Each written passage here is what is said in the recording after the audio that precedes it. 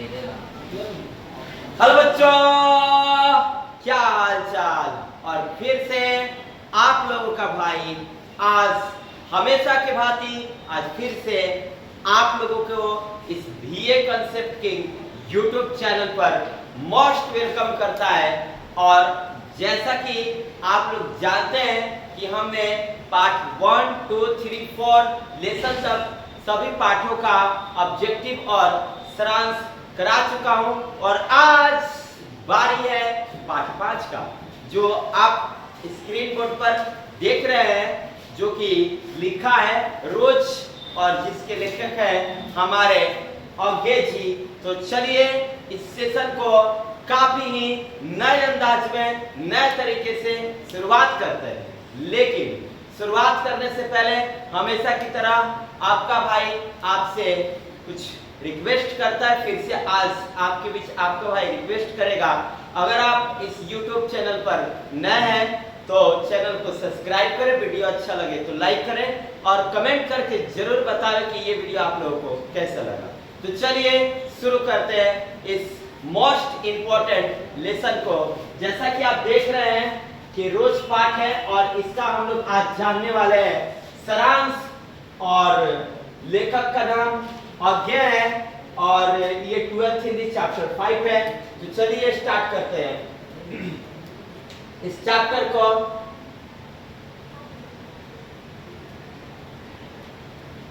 Yes, तो शुरू हो चुका ये टॉपिक और आप लोगों को ध्यान से देखना है कि टॉपिक क्या है। सभी बच्चों को तो जैसा कि आप देख रहे हैं कि रोज पाठ का लेखक परिचय हेडिंग में आपको डाला गया है।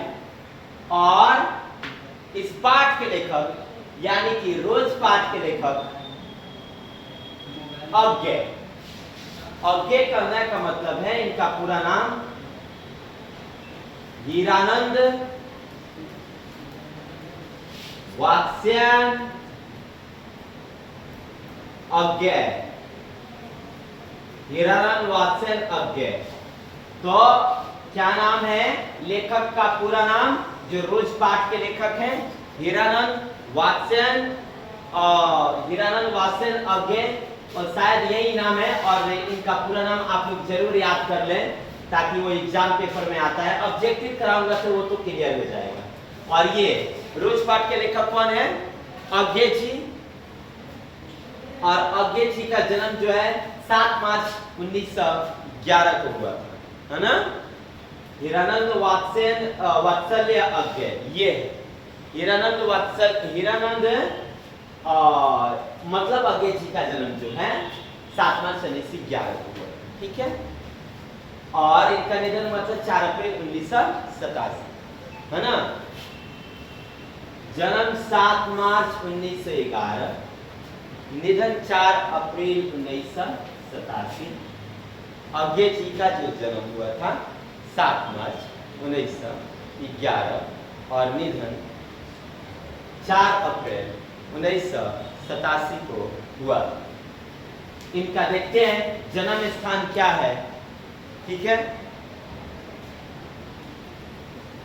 करतारपुर पंजाब। रोज पाठ के लेखक जो अज्ञे जी हैं, इनका जन्म स्थान करतारपुर पंजाब है। माता जी का नाम बयंती देवी है और पिताजी का नाम डॉक्टर हीरानंद शास्त्री। तो आप लोग देख रहे हैं कि ये जो रोज पाठ है, इस पाठ के जो लेखक हैं अज्ञे जी हैं। इनका जन्म 7 मार्च 11 को है, निधन 4 अप्रैल 1987 को है और इनका निवास स्थान करतारपुर पंजाब, ठीक है। और इनके माता जी का नाम बयंती देवी है और इनके जो पिताजी हैं डॉक्टर हीरानंद शास्त्री जी, है ना। अज्ञे जी के जो पिताजी हैं उनका नाम डॉक्टर हीरानंद शास्त्री। ये हीरानंद शास्त्री जी, ये जो हीरानंद शास्त्री जी हैं, ये एक प्रख्यात पुरातत्ववेत्ता थे। पुरातत्ववेत्ता का मतलब होता है पुराने तत्वों के बारे में जानने वाला, है ना। तो ये जो अज्ञे जी हैं, अज्ञे जी इनके पिताजी क्या थे? प्रख्यात पुरातत्ववेता। ध्यान देना है, आगे जी के पिताजी क्या थे? प्रख्यात पुरातत्ववेता। प्रख्यात पुरातत्ववेता का मतलब होता है जो पुराने तत्वों के बारे में कुछ खास जानता है। कुछ खास का मतलब बहुत ज्यादा खास। ये इनके पिताजी जो थे वो इतिहासकारों के साथ रहते थे और पुराने तत्व जो भी इतिहास लेखन में जिन पुराने इतिहास को लेखन में और साथ ही साथ जब किसी भी इतिहास को लिखा जाता है तो किसी भी सभ्यता को जानने के लिए वहाँ पे खुदाई की जाती है। तो जो भी खुदाई के दौरान पुराने तत्व मिलते थे उन पुराने तत्वों के बारे में ये काफी ज्यादा ये जानते थे। ठीक है, तो रोज पाठ के लेखक अवगेत जी का जो जन्म है 7 मार्च 1911 है, निधन 4 अप्रैल 1987 और निवास स्थान करतारपुर पंजाब और माता जी का नाम बेअंती देवी और पिताजी का नाम डॉक्टर हीरानंद शास्त्री। अवगेत जी हिंदी के आधुनिक साहित्य में प्रमुख प्रतिभा थे। हिंदी साहित्य में एक बहुत ही प्रमुख प्रतिभा मतलब टैलेंटेड व्यक्ति, बहुत मोस्ट टैलेंटेड। इनके पास काफी अधिक क्या था? टैलेंट। तो आपने देखा कि अवगेत जी के बारे में कुछ महत्वपूर्ण बातें थी, जिसमें उनका जन्म था, नाम लेखक का नाम था और उनका जन्म, उनका निधन, जन्म स्थान, माता जी का नाम, पिताजी का नाम। और ये आधुनिक साहित्य में, हिंदी के आधुनिक साहित्य में ये एक महान प्रतिभा है ना। चलिए अब शुरू करते हैं इस पाठ को। तो शुरू होता है ये पाठ अपने आप में काफी मोस्ट इंपोर्टेंट चैप्टर ये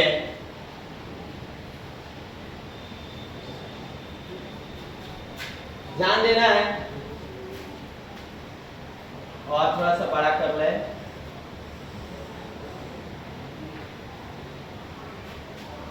दिखाई तो दे रहा है ना आप लोगों को? चलिए तो शुरू करते हैं हम रोज कहानी के सारांश को काफी एक नए अंदाज में, नए तरीके से। लेकिन इस पाठ को शुरू करने से पहले कुछ महत्वपूर्ण बातें आपको बताई जाएगी जो इस पाठ के अंतर्गत है। इस पाठ में एक गृहिणी जो घर के अंदर रह करके कार्य करती है, जिसका नाम है मालती, और उसके पति का नाम महेश्वर, जो कि एक सरकारी अस्पताल में कार्य करते हैं। और खुद इसमें लेखक जो है मेहमान बन करके मालती के घर आए हैं। और एक इनका मालती का और महेश्वर का बेटा है जिसका नाम टीटी है। तो यहाँ पे ये प्रमुख पात्र हुए और इन सारे बातों को इस पाठ में हम लोग देखेंगे कि कौन क्या रोल अदा कर रहा है। चलिए तो देख रहे हैं आप रोज कहानी के सारांश को। तो आइए शुरू करते हैं इस सारांश को। जैसा कि आप देख रहे हैं कहानी आत्मकथ्य शैली में है। ये जो कहानी है ये आत्मकथ्य शैली में है। रोज कहानी किस शैली में है? आत्मकथ्य शैली में। आपके पेपर में भी ये क्वेश्चन पूछे जाएंगे कि रोज कहानी जो अवगेत जी के द्वारा लिखा गया है, रोज कहानी जो अवगेत जी के द्वारा लिखा गया है किस शैली में है? तो आत्मकथ्य शैली में। रोज कहानी किस शैली में है? आत्मकथ्य शैली में। रोज कहानी आत्मकथ्य शैली में है। ध्यान देना है, जिसका शुरुआत अचानक हो जाता है।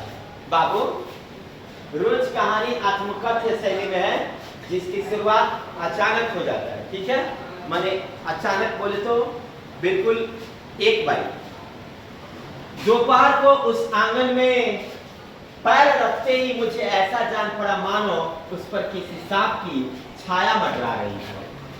ये क्या है? ये शब्द क्या है? ये बात क्या है? क्या बोला जा रहा है, कुछ समझ में नहीं आ रहा। हाँ, या फिर ये देखो क्या बोल दिया, दोपहर को उस आंगन में पैर रखते ही मुझे ऐसा जान पड़ा मानो उस पर किसी सांप की छाया मंडरा रही है। ओहो, दोपहर को उस आंगन में, चलो समय तो ठीक है दोपहर में, लेकिन उस आंगन में हमें समझ में नहीं आ रहा है, उस आंगन में का मतलब क्या है ये समझ में नहीं आ रहा है। और पैर रखते ही मुझे ऐसा जान पड़ा, किसे, किसको ये सारी बातें जान पड़ा। Please keep silent this balls, any balls please. यहाँ पे लिखा है दोपहर को उस आंगन में पैर रखते ही मुझे ऐसा जान पड़ा कि मानो उस पर किसी सांप की छाया मंडरा रही है ना। जब कभी पता है किसके आंगन में है,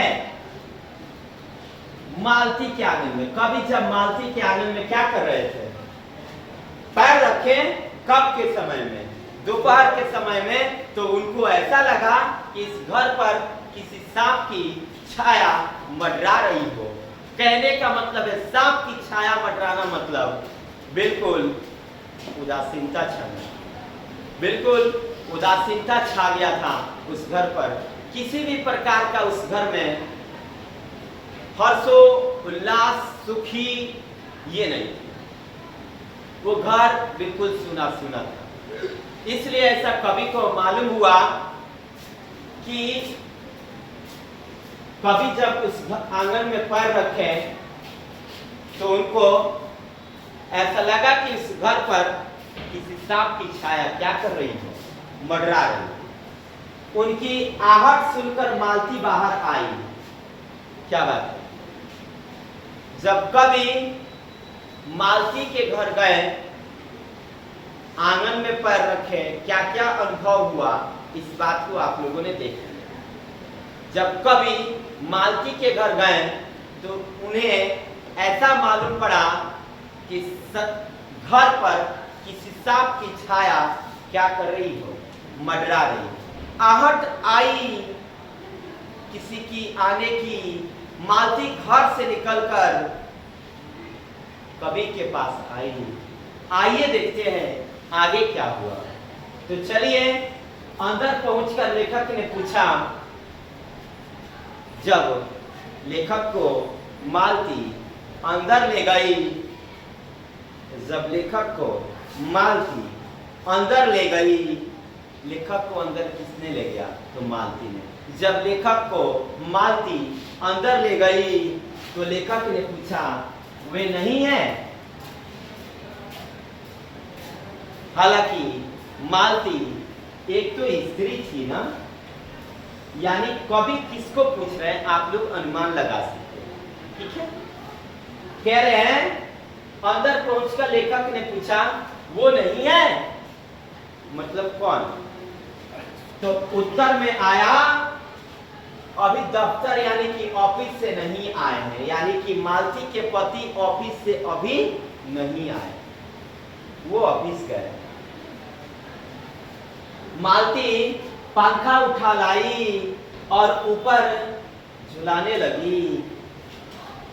मालती, कोई भी मेहमान आता है तो हम लोगों का कर्तव्य क्या है, उसका आदर करना, उसका सम्मान करना, है ना, उसका आदर करना और उसका क्या करना, सम्मान करना।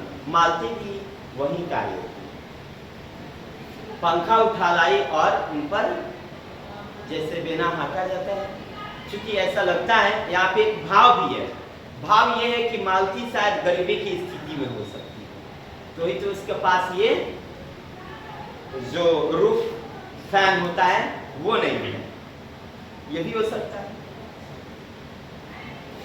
उसके पास क्या है, पंखा है। कौन वाला पंखा, हाथ वाला पंखा। पंखा उठा लाई और झुलाने लगी। यह कहानी विचित्र ढंग से शुरू होती है। मालती अतिथि से कुशल क्षेम भी नहीं पूछती। कोई भी आता है ना जब हम लोग के घर, तो उससे कुछ बातें होती हैं, कहिए आप कैसे हैं, कैसे आना हुआ, आप ठीक तो हैं, इत्यादि कई बातें जो फॉर्मेलिटी की बातें होती है। फॉर्मेलिटी की बात का मतलब होता है आपका जो कर्तव्य है वो पूछ लेना। जैसे मैं पूछता हूँ कहिए क्या हाल चाल है, आप बोलोगे ठीक है, तो और सब बताइए कैसे है, तो आप बोलोगे बहुत अच्छा हूँ। तो कैसे आए, बाइक से आए या फिर बस पकड़ के, तो आप कहोगे जिससे आए होगे उसका नाम लोगे, ठीक है। तो चलिए ठीक है, नाश्ता वास्ता कीजिए, इत्यादि कई बातें। ऐसा ही बात मालती ने कवि से, लेखक से नहीं पूछा था। ध्यान देना है, उसके व्यवहार में कर्तव्य पालन का भाव कुछ अधिक ही है।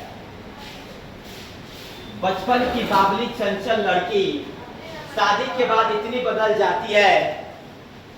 बचपन की बाबली, क्योंकि हर कोई बचपन में बड़ी चंचल होता है। वो कहते हैं ना कि जब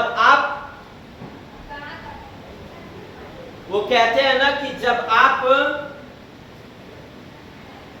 अपने घर पर रहो तो आपको बहुत बोलने का मौका मिलता है, लेकिन जो ही जब आप दूसरे के घर जाओ तो वहां पे आपको जितने आपके पास गुण होते हैं, बातें होती है जो आप दूसरों के सामने काफी अधिक बड़बड़ाते हो, वो कहीं नया आदमी आ जाए ना उसके सामने बोला जाए बड़बड़ाने के लिए, तो सारी बातें चुप्पी साध होती है, नहीं बोल पाओगे आप। और मालती भी वही थी, बचपन में काफी ज्यादा क्या थी, चंचल थी, बावली थी। हाँ, शादीशुदा नहीं थी, स्वतंत्र थी, जो मन में आता था वो करती थी।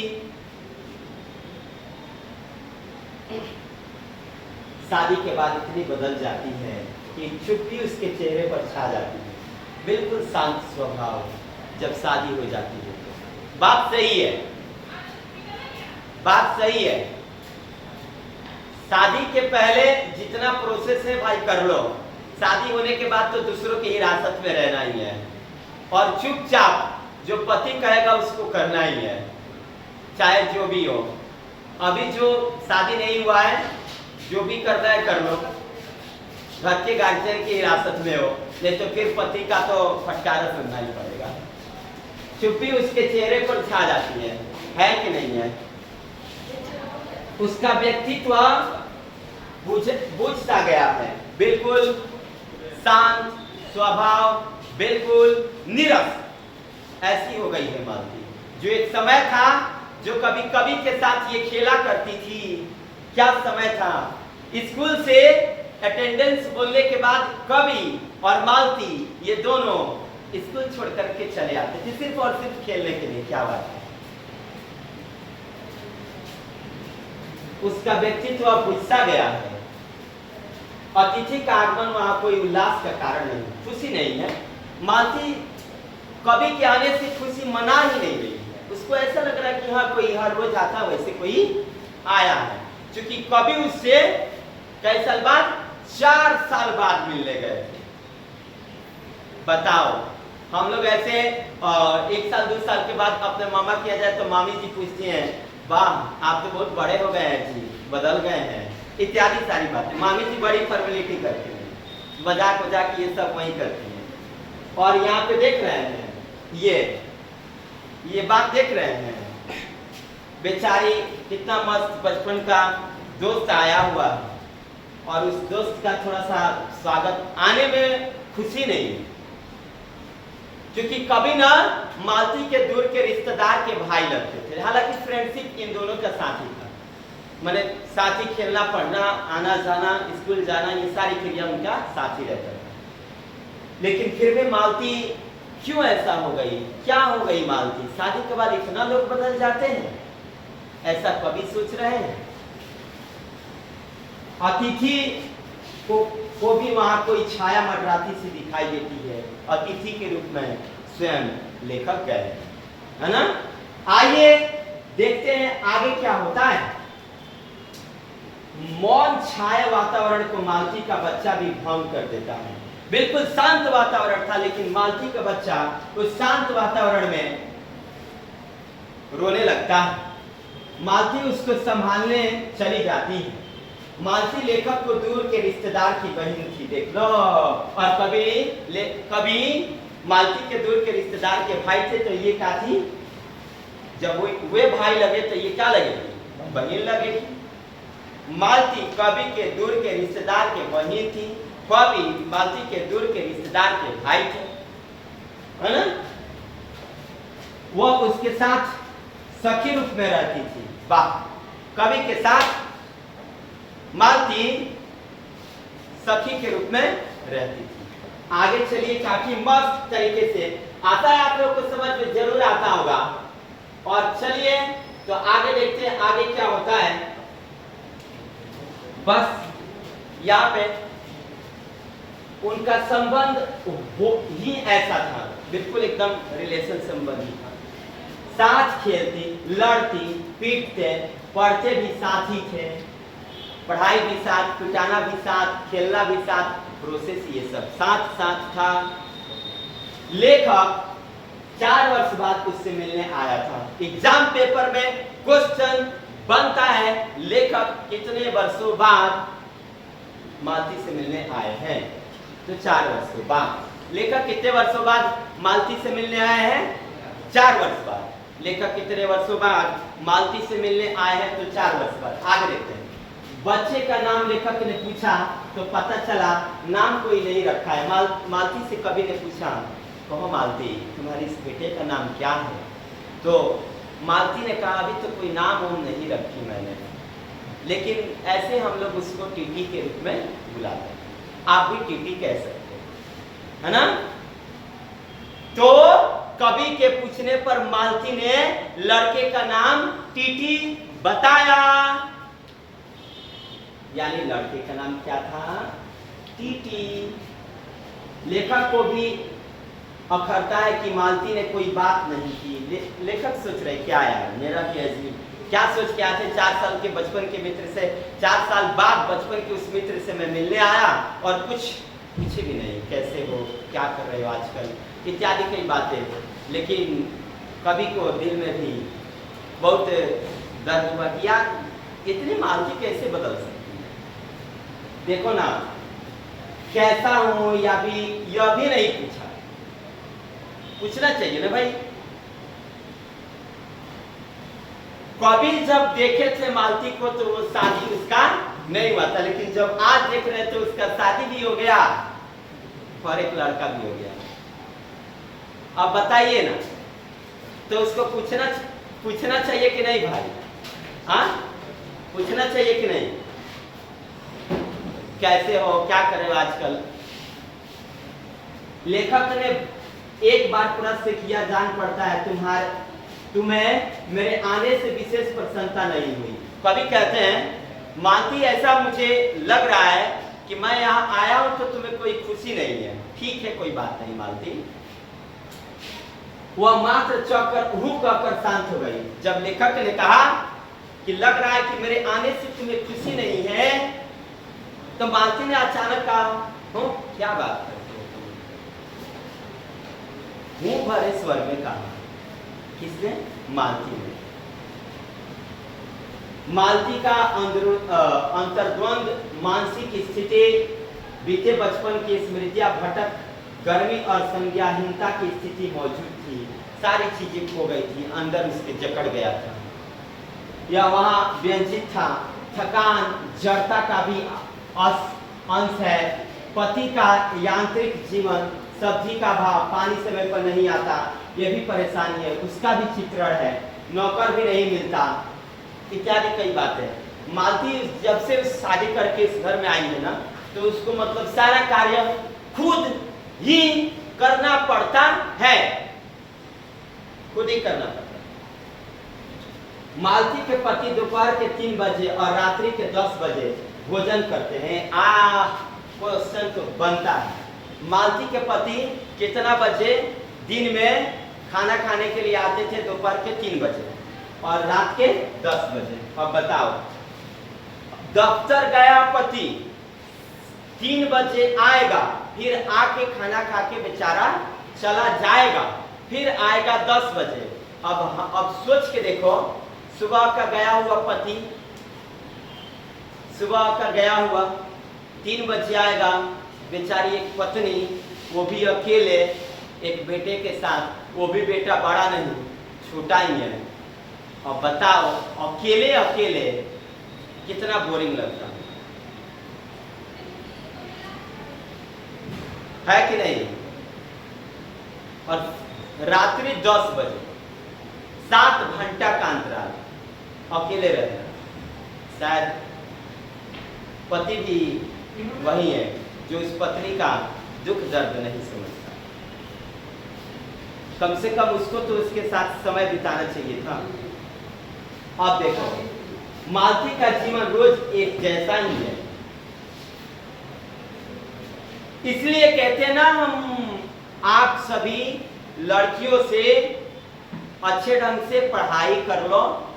ये जो प्रोसेस है देख रहे हो आप लोग, जो लोग नहीं पढ़ते लिखते ना उनकी जिंदगी बर्बाद हो जाती है।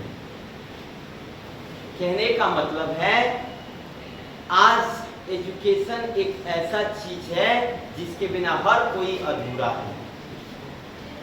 है ना। तो इसलिए मैं आप लोगों से गुजारिश करूंगा, अगर मालती जैसी स्थिति आपको भी चाहिए तो आप भी पढ़ाई करना छोड़ दो, नहीं तो फिर पढ़ाई करना शुरू कर दो। अब देखो ना, पति का अधिकांश समय डिस्पेंसरी में ही बीतता है। कुछ ज्यादा से ज्यादा समय किसमें बर्बाद किया करती है, क्या करते हैं उसके पति, डिस्पेंसरी में या सोने में। अब हरासमेंट तो होगा ही भाई, जाना ऑफिस में जाना, आ करके फिर क्या करना, खाना खाना, फिर सो जाना, ये प्रोसेस चलेगा। तो फिर पत्नी के लिए समय ही कहाँ मिला, नहीं ना मिला। यहाँ मालती की आंतरिकता को भली प्रकार उभारा गया है जिसमें लेखक की सफलता भी मिली है। आइए आगे टॉपिक को देखते हैं क्या है। बस थोड़ा सा टॉपिक आगे ध्यान देना बच्चों। इसके पति का आगमन होता है, मालती का पति अब आ जाता है। मालती का पति महेश्वर, मालती का पति महेश्वर, मालती का पति महेश्वर अब आ जाते हैं। लेखक ने उनके पहली बार देखा था, कहे ना शुरू में ही कहे, लेखक जब मालती को देखे थे तो उसकी शादी नहीं हुआ था, लेकिन आज जब देख रहे तो उसकी शादी हो गई। लेखक ने यह भी नहीं जाना कि उसकी जो सहेली है यानी कि मालती, उसका पति महेश्वर कैसा है, ये भी नहीं। पहली बार लेखक ने मालती के पति को देखा था, दोनों का परिचय हुआ। उनका नाम था महेश्वर, वे एक सरकारी अस्पताल में चिकित्सक थे।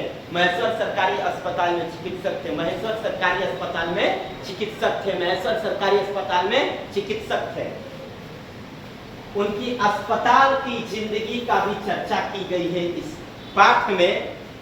उनकी रूटीन पर ही दोनों में वार्तालाप होता रहा। समय अवधि को देखते हुए बात होती रही। कहिए महेश्वर जी आप कैसे हैं?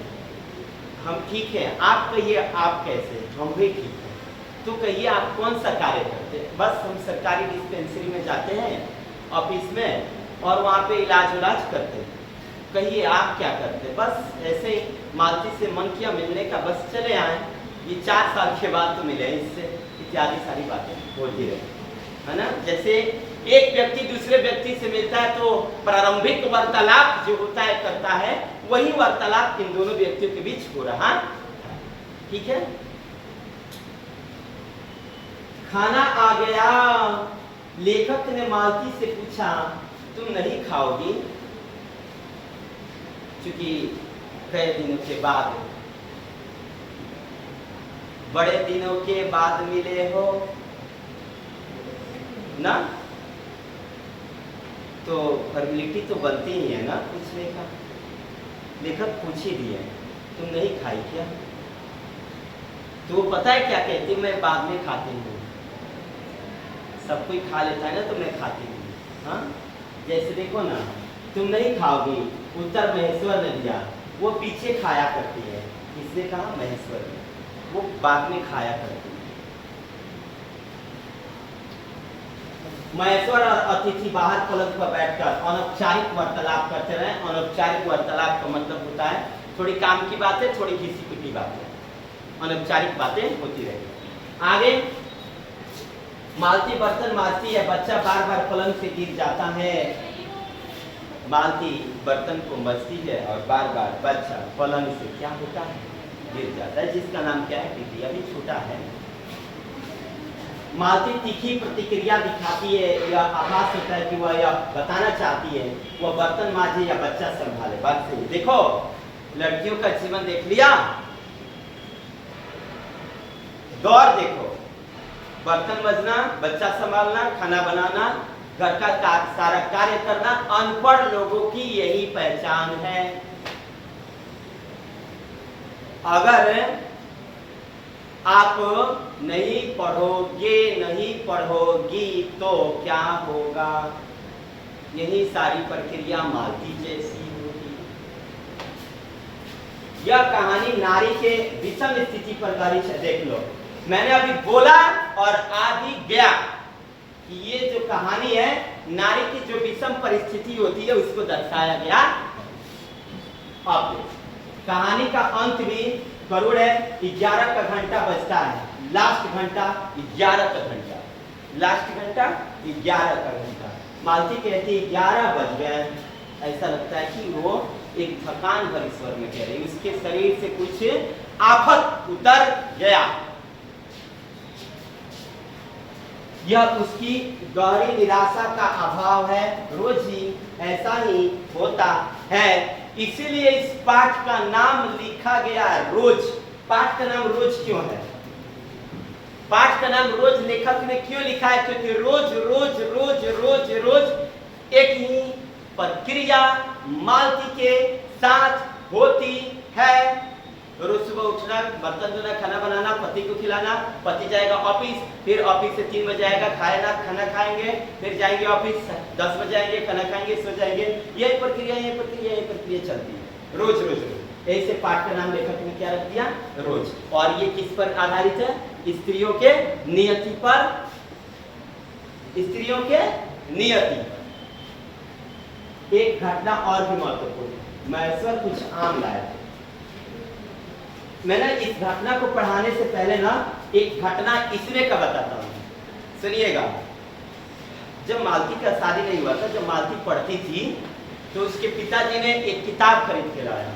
बोला, मालती इसमें से रोज एक एक पन्ना बेटा पढ़ना, और ना पढ़ाई के बाद तुम पढ़ लेना, तो मैं तुमसे 7वें रोज ना तुमसे क्वेश्चन आंसर करूंगा, ठीक है?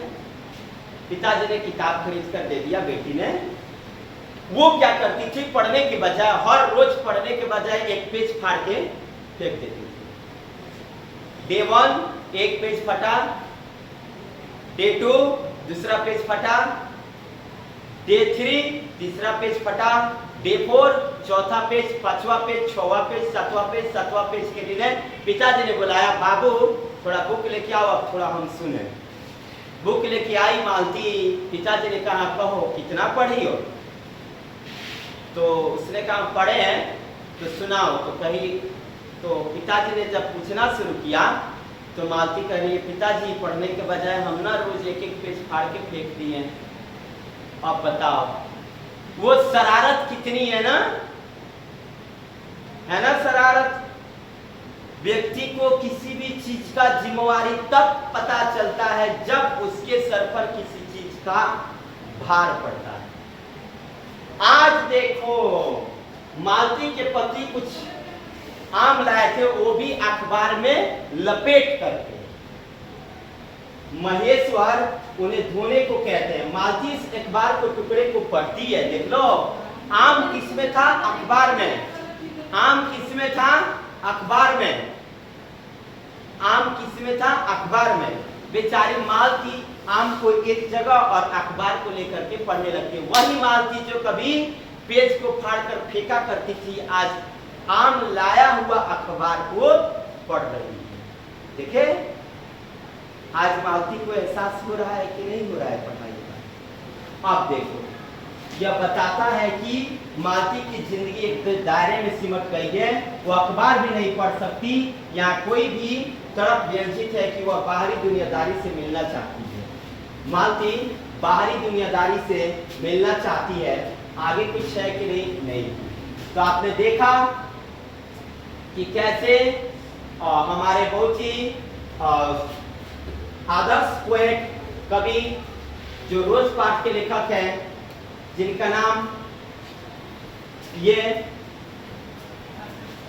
अंग्रेजी है, ये अंग्रेजी काफी मस्त चैप्टर को, स्त्रियों की नियति को अच्छे ढंग से उतारा है। तो आशा करते हैं कि ये वीडियो आप लोगों को जरूर ही समझ में आया होगा। लेकिन ना आप लोगों से खास बात है, अगर ये पीडीएफ आपको चाहिए ना, तो मेरे व्हाट्सएप नंबर 7050114201 पर जरूर मैसेज करें, ताकि ये जो पीडीएफ है आप लोगों को मिल जाए। और आशा करते हैं कि ये वीडियो आप लोगों को जरूर समझ में आया। अगर समझ में आया होगा तो वीडियो को लाइक करें, चैनल को सब्सक्राइब करें और ज्यादा से ज्यादा मात्रा में शेयर करें, ताकि आपको भी लाभ हो और आपके दोस्तों को भी लाभ हो। आज के लिए इतना ही काफी, फिर मिलते हैं नेक्स्ट वीडियो में। जय हिंद, जय भारत।